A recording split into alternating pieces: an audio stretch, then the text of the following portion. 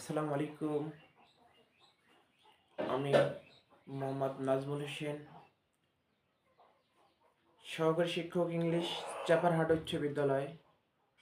প্রতিদিনের ন্যায় আজকে আমি আপনাদের সামনে যে টপিকসটা নিয়ে আলোচনা করতে যাচ্ছি সেটি হচ্ছে tense. Tense comes from Latin word tempus. Tempus means time, অর্থাৎ সময়। আমাদের বর্তমান সময়ের কি অবস্থা, বর্তমানে কি অবস্থায় আছে, অতীতে কি অবস্থায় ছিলাম, আর আমাদের ভবিষ্যতে কি অবস্থা হবে, এই তিনটে বিষয় নিয়ে আমাদের টেন্স গঠিত। অর্থাৎ ক্রিয়া সংঘটনের সময়কে টেন্স বলে। ক্রিয়াটা কখন সংঘটিত হচ্ছে, বর্তমানে হয়, না অতীতে হয়েছিল, না ভবিষ্যতে হবে। ক্রিয়া মানে কাজ, এন অ্যাকশন। আমি এখন কথা বলতেছি, এটা বর্তমানে চলছে। আর অতীতে আমি কি কোনো একটা কাজ করেছিলাম অবশ্যই, যেমন অতীতে আমি বাজারে গিয়েছিলাম। আর ভবিষ্যতে আমি কি করব, ভবিষ্যতে আমি অর্থাৎ প্রতিষ্ঠানে যদি যাই তাহলে প্রতিষ্ঠানে যাব। আমার যে স্কুল, স্বনামধন্য প্রতিষ্ঠান চাপারহাট উচ্চ বিদ্যালয়, আমি যাব, এই ভবিষ্যৎ। তার মানে আমরা লক্ষ্য করতে পারছি টেন্স প্রধানত তিন প্রকার: present tense, past tense, future tense. Present tense এর বাংলা অর্থ হলো বর্তমান কাল। পাস্ট টেন্স বাংলা অর্থ অতীতকাল। ফিউচার টেন্স এর বাংলা অর্থ ভবিষ্যৎকাল। প্রতিটি টেন্সের আবার ভাগের আবার চারটি করে রূপ রয়েছে: প্রেজেন্টের চারটি, পাস্টের চারটি, ফিউচারের চারটি। অর্থাৎ প্রেজেন্টের চারটি হলো present indefinite, present continuous, present perfect, present perfect continuous. পাস্টের চারটি রূপ: past indefinite, past continuous, past perfect, past perfect continuous. ফিউচারের চারটি রূপ: future indefinite, future continuous, future perfect, future perfect continuous.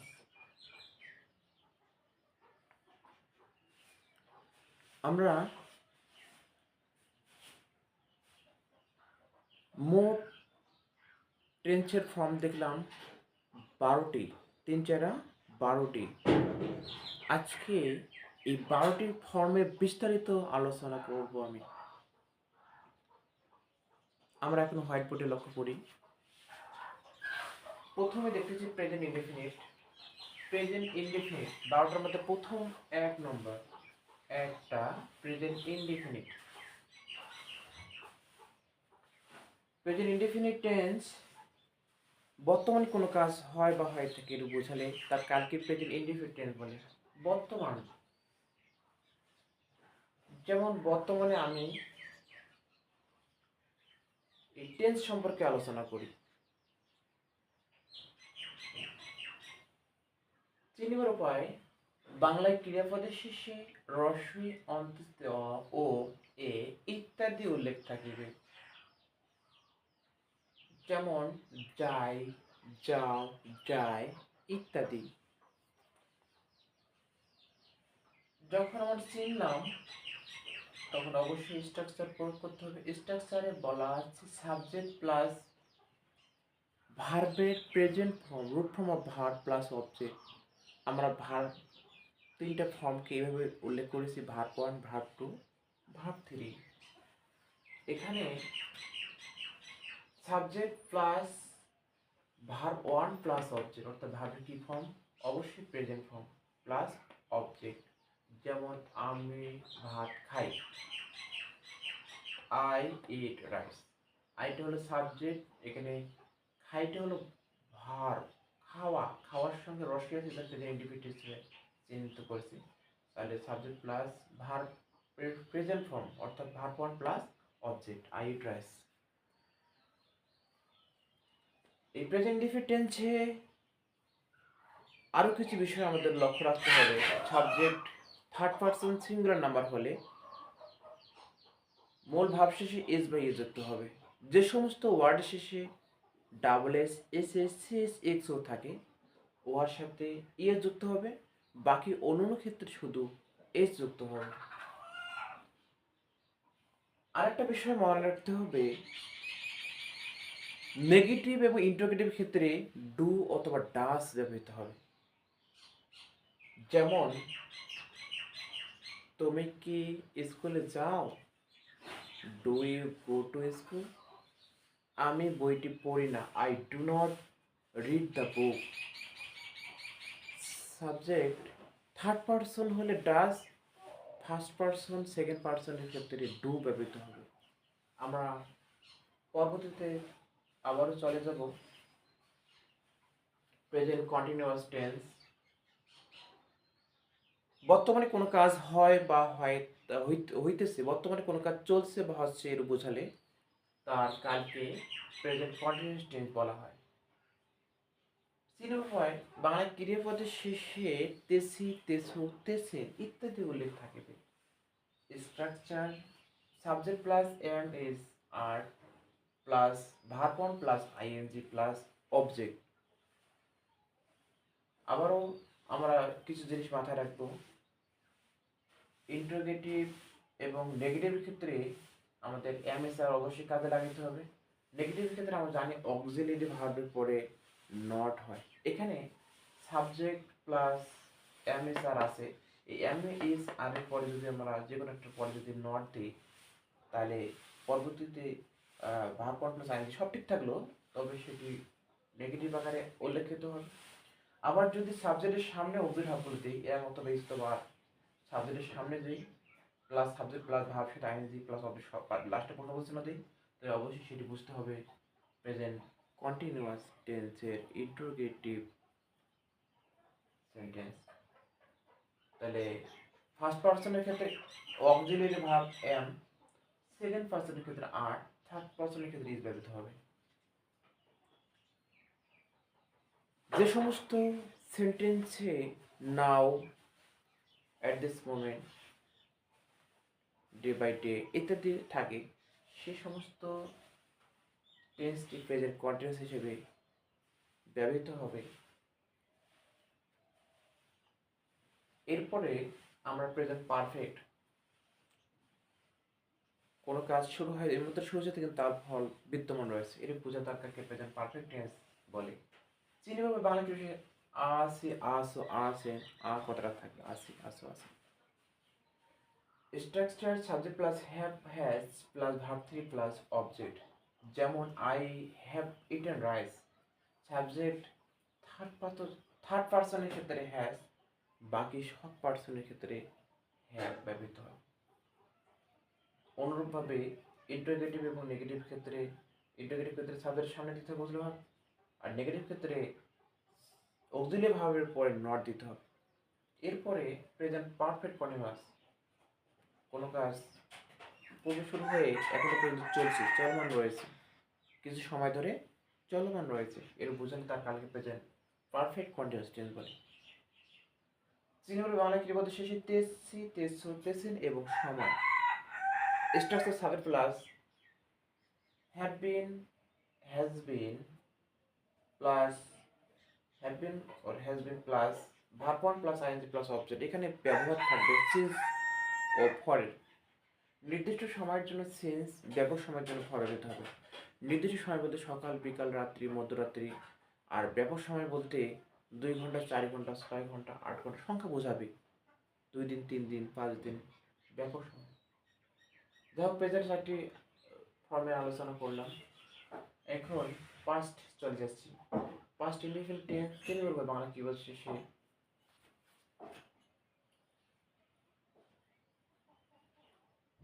ছিল, ছিলে, ছিলেন, ছিল, ছিলে, ছিলেন, ছিলাম ইত্যাদি উল্লেখ থাকবে। Structure subject plus verb two plus object. যেমন আই এট রাইস, আমি ভাত খেয়েছিলাম। অর্থাৎ এখানে সাবজেক্টের পর ভার্ব টু মানে ইটের পাস্ট ফর্ম অ্যাড হয়েছে। নেগেটিভ এবং ইন্টারোগেটিভ ক্ষেত্রে ডিড ইউজ করতে হবে। পাস্ট ইনডিফিনিট টেন্সে ডিড ইউজ করতে হবে। যেমন ডিড ইউ ইট রাইস, মনে রাখতে হবে যখন ডিড ইউজ করবা অবশ্যই পরবর্তীতে ভার্বের প্রেজেন্ট ফর্ম ইউজ হবে। এরপর ফার্স্ট কন্টিনিউয়াস টেন্স, তার আগে পাস্ট ইনডিফিনিট টেন্স আরেকটু কথা ছিল, সেটা হচ্ছে কিছু কিছু ব্যবহার রয়েছে, কিছু কিছু ওয়ার্ড রয়েছে। যেমন যদি কোনো সেন্টেন্সে ইয়েস্টারডে, লাস্ট, লাস্ট নাইট,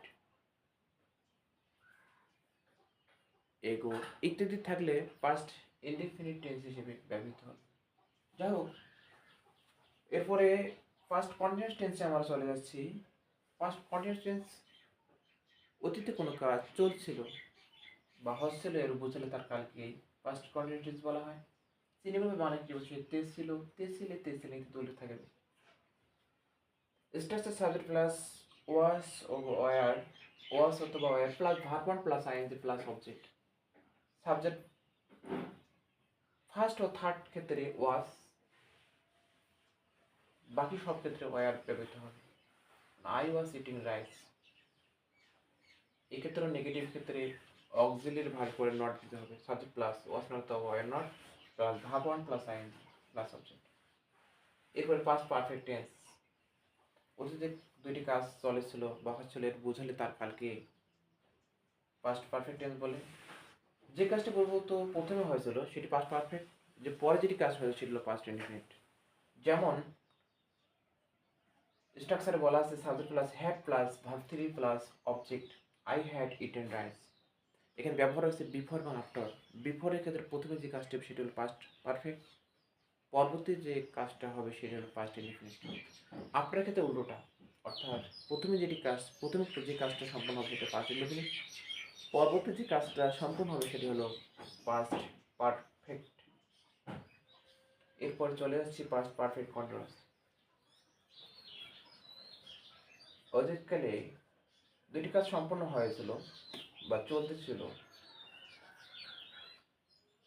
চিনবার উপায় বাংলা ক্রিয়াপদ শেষে তে ছিল, তে ছিলে, তে ছিলেন এবং সময় উল্লেখ থাকে। Structure subject plus had been plus verb one plus ING plus object. যেমন I had been reading the book till night. এরপরে ফিউচার ইন্টেন্স চলবে, ফিউচার ইনডিফিনিট, চিনভাবে বাংলা কিওয়ার্ড শেষে ব, বে, বেন। অর্থাৎ ফিউচার ইনডিফিনিটের সঙ্গে বলা আছে ভবিষ্যৎকালে কোনো কাজ হবে, এরও বোঝালে তার কালকে ফিউচার ইনডিফিনিট বলা হয়। চিনভাবে তো জানলাম ব, বে, বেন, যেমন আমি খাবো, সে খাবে, এরকম। ক্রিয়াপদ তো বোঝোই যে ভার্ব, ভার্ব মানে হলো ক্রিয়া। Structure subject plus shall will, shall অথবা will plus verb one plus object. যেমন I shall eat rice. Subject first পার্সনের ক্ষেত্রে শ্যাল, বাকি সব ক্ষেত্রে উইল। এক্ষেত্রেও নেগেটিভ করার সময় শ্যাল নট অথবা উইল নট হবে। সাবজেক্ট প্লাস শ্যাল নট বা will not plus verb one plus ING. Interrogative করতে গেলে সাবজেক্টের সামনে অবজেক্ট ভার্ব দিতে হবে, লাস্টে প্রশ্নবোধক চিহ্ন দিতে হবে। এরপরে ফিউচার কন্টিনিউয়াস টেন্স, ভবিষ্যৎ কোনো কাজ হতে থাকবে বা চলতে থাকবে বুঝে তার কালকে ফিউচার কন্টিনিউয়াস টেন্স বলা হয়। চিনবার উপায় বাংলা ক্রিয়া শেষে তে থাকিব, তে থাকবে, তে থাকবেন ইত্যাদি থাকবে। এটা হচ্ছে subject plus shall be object will be plus verb one plus ING plus object. এই ক্ষেত্রে সাবজেক্ট ফার্স্ট পার্সনের জন্য শ্যাল বি, বাকি সব ক্ষেত্রে উইল বি ব্যবহৃত হবে। নেগেটিভ করার সময় বুঝতে হবে পরে নট দেবো, অর্থাৎ subject plus shall not be অথবা will not be plus verb one plus ING plus object. Interrogative করতে গেলে অক্সিলারি ভার্বটা সামনে দেবো, লাস্টে বুঝাবুঝি চিহ্ন দেবো। এরপর ফিউচার পারফেক্ট টেন্স চিহ্ন বাংলা ক্রিয়াপদের শেষে আর থাকিব, আর থাকিব, আর থাকবেন, ইকুয়াল থাকবে। Structure subject plus shall have oblique will have plus verb three plus object. যেমন I shall have done the work. এখানে মনে রাখতে হবে যে সাবজেক্ট যখন ফার্স্ট পার্সন হবে অবশ্যই শ্যাল হ্যাভ, বাকি সব পার্সনকে তো উইল হ্যাভ ব্যবহৃত হবে। Future perfect continuous tense cinema Bangla কি বলছে, সে তে থাকিবে, তে থাকিবে, তে থাকিবে, ইকুয়াল থাকিবে এবং সময় উল্লেখ থাকিবে। Structure subject plus shall have been oblique will have been plus verb one plus ING plus object. যেমন I shall have been reading the book till night. যাই হোক, আমরা আজকে যেটা শিখলাম 12 প্রকার টেন্স ফর্মের বিস্তারিত আলোচনা। শর্টকাট মনে রাখা এখন বুদ্ধিটা কী সেটা আমাদের জানতে হবে। শর্টকাটভাবে যদি আমরা মনে রাখতে চাই তাহলে আমাদের মনে রাখতে হবে present indefinite, past indefinite, future indefinite. এভাবে মনে রাখতে হবে present continuous, past continuous, future continuous, present perfect, past perfect, future perfect, present perfect continuous, past perfect continuous, future perfect continuous. অর্থাৎ এই যে স্ট্রাকচারগুলো যদি মনে রাখতে চাই সুন্দরভাবে, দেখো প্রেজেন্ট ইনডিফিনিটিভ সাবজেক্টের পর verb present form, past indefinitive subject পর ভার্ব পাস্ট ফর্ম, আর ফিউচার মানে শ্যাল উইল। যতগুলো ফিউচার থাকবে সব শ্যাল উইল থাকবে। তার মানে সাবজেক্ট মানে শ্যাল বা will plus verb one plus object. তাহলে কি বুঝলাম ডিয়ার ভিউয়ার্স? প্রেজেন্ট ইনডিফিনিট মানে প্রেজেন্ট ফর্ম, পাস্ট ইনডিফিনিট মানে পাস্ট ফর্ম, ফিউচার মানে শ্যাল উইল মাথায় রাখতে হবে। প্রেজেন্ট কন্টিনিউয়াস চলে যাও, সাবজেক্ট পরে M is R verb one ING, অর্থাৎ যতগুলো কন্টিনিউয়াস সাধারণভাবে কন্টিনিউয়াস কথা থাকবে প্রতিটারই ভার্বের সাথে আইএনজি। দেখো ভার্বের আইএনজি প্লাস অবজেক্ট, তাহলে সাবজেক্ট ভার্বের সাথে আইএনজি সব ঠিক থাকলো, অবজেক্ট ঠিক থাকলো। সাবজেক্ট ভার্বের সাথে ING plus object, subject verb সাথে আইএনজি প্লাস অবজেক্ট সব ঠিক থাকলো। শুধু পরিবর্তন হবে মাঝখানে। প্রথমটার ক্ষেত্রে এম এস আর, এর পাস্ট ফর্মের ক্ষেত্রে ওয়াস এয়ার, আর ফিউচার ক্ষেত্রে শ্যাল বি উইল বি থাকবে। এরপরে প্রেজেন্ট পারফেক্টে চলে যাও। পারফেক্ট মানে ভার্ব থ্রি, ভার্বের 3 নম্বর form. Present form past form past participle মানে 3 নম্বর ফর্মটা হলো পাস্ট পার্টিসিপল ফর্ম। অর্থাৎ subject plus verb three plus object, subject plus verb three plus object, subject plus verb three plus object সব ঠিক। শুধু শুধু পার্থক্যটা কোথায়? এই মাঝখানে অক্সিলারি ভার্ব অর্থাৎ হ্যাভ হ্যাজ, এর পাস্ট ফর্ম হলো হ্যাড, আর হলো শ্যাল তো উইল থাকবে, শ্যাল হ্যাভ উইল হ্যাভ। এরপরে প্রেজেন্ট পারফেক্ট কন্টিনিউয়াস, এই কথার সঙ্গে একটু মিল রাখতে হবে। প্রেজেন্ট পারফেক্ট আছে আর কন্টিনিউয়াস আছে। কন্টিনিউয়াস থাকার মানে সাবজেক্ট প্লাস এই ভার্ব ওয়ানের সাথে আইএনজি, সাবজেক্ট প্লাস ভার্ব ওয়ানের সাথে আইএনজি, সাবজেক্ট প্লাস ভার্ব ওয়ানের সাথে আইএনজি সব ঠিক থাকলো। শুধু পার্থক্যটা কোথায়? এখানে হ্যাভ বিন মানে পারফেক্টের জন্য হ্যাভ হ্যাজ, তার সঙ্গে আবার একসঙ্গে যুক্ত কন্টিনিউয়াস হওয়ার কারণে বিন ইউজ করছি। তাহলে subject plus have been or has been, subject plus have been has বিনের পাস্ট ফর্ম, এটা হ্যাড বিন চলেছে। হ্যাড তো পারফেক্ট ছিল, তার সঙ্গে বিন যুক্ত হয়েছে। আর এখানে শ্যাল হ্যাভ বিন অথবা উইল হ্যাভ বিন এটা যুক্ত হয়েছে।